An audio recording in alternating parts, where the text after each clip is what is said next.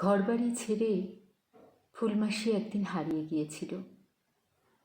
আলনায় নিয়মমাফিক গোছানো ব্লাউজ, চাদর, ছোট ছাদের অলস রোদ্দুরে পুরনো থালায় সাজানো সযত্নে বানানো বড়ি, ঠাকুরের আসনে চীনেমাটির লক্ষ্মীনারায়ণ। তাছাড়াও আর যা যা ছিল সব কিছু ছেড়ে ছুড়ে ফুলমাসি একদিন হারিয়ে গিয়েছিল।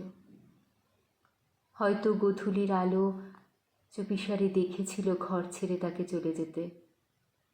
হয়তো দক্ষিণ হাওয়া শেষমেশ সঙ্গে গিয়েছিল কিছু দূর।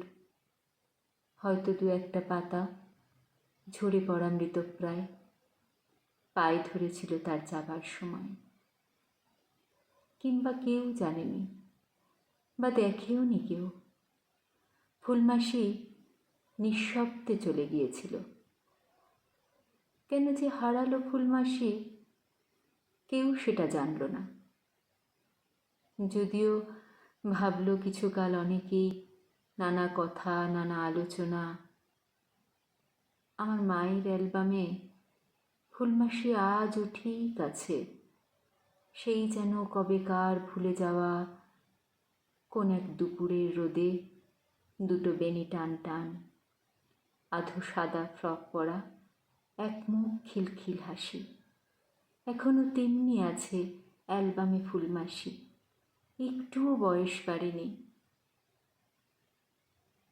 বিয়ের 7 দিন পরেই ফুলমাসি জেনেছিল স্বামী তার অমানুষ, বিধবা বৌদির সাথে লালসার 7 পাকে বাঁধা। তারপর ফিরে এসে ফুলমাসি ছিল চুপচাপ, ভাইদের সংসারে নিতান্তই অনাহত বিড়ালের মতো।